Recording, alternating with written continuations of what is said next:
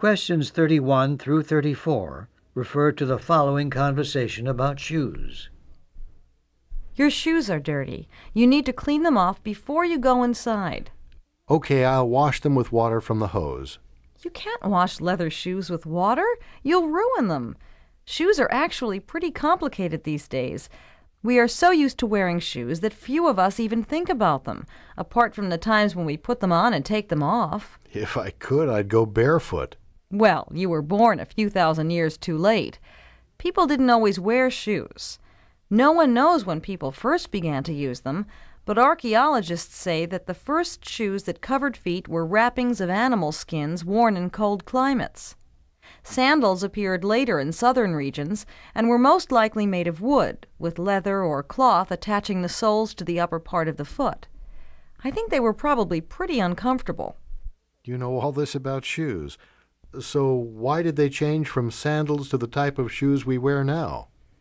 Over time, shoes began to be used not only for protection, but also for decoration. Elaborate buckles, buttons, and embroidery covered most shoe uppers for royalty and commoners in France and in Spain. For example, high heels came into fashion in the 1600s and were worn by men. However uncomfortable they are, people have continued to wear them for more than 300 years. The history of shoes sounds pretty elaborate. It is, and that's not all. Silk, satin, velvet, and lizard skins are still used for making dress shoes for special occasions. Today's shoes are relatively cheap because most models are designed by computer, and their components are cut by laser and sewn together by programmed machinery. It's hard to imagine how much technology has affected everything we do, use, and wear, even something seemingly as simple as shoes. Question number 31. What was the earliest footwear made of?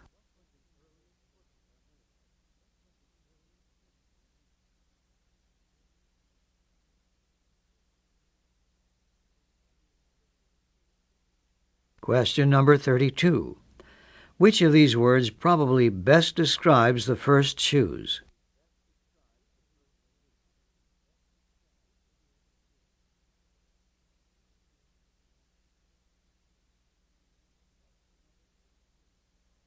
Question number 33. Approximately how long have high-heeled shoes been worn?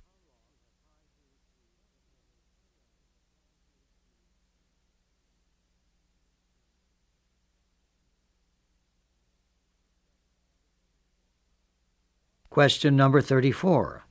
Why are shoes comparatively cheap today?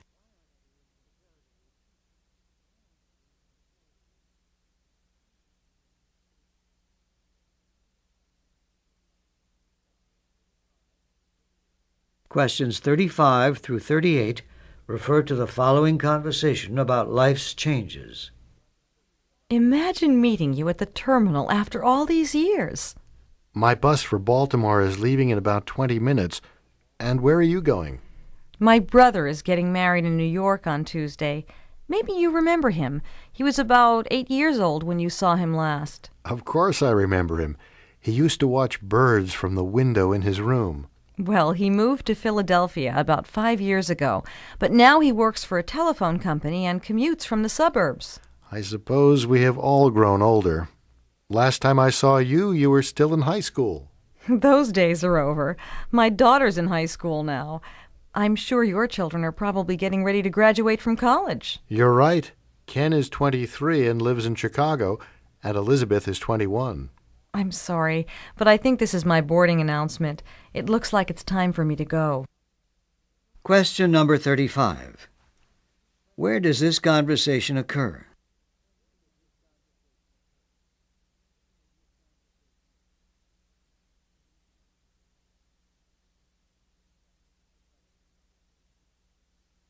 Question number 36. Where is the woman going?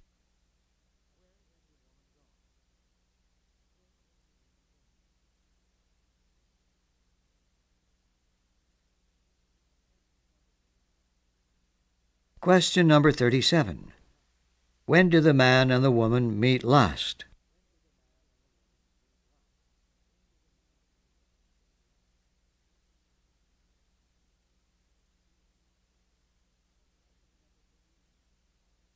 Question number 38. How many children does the man have?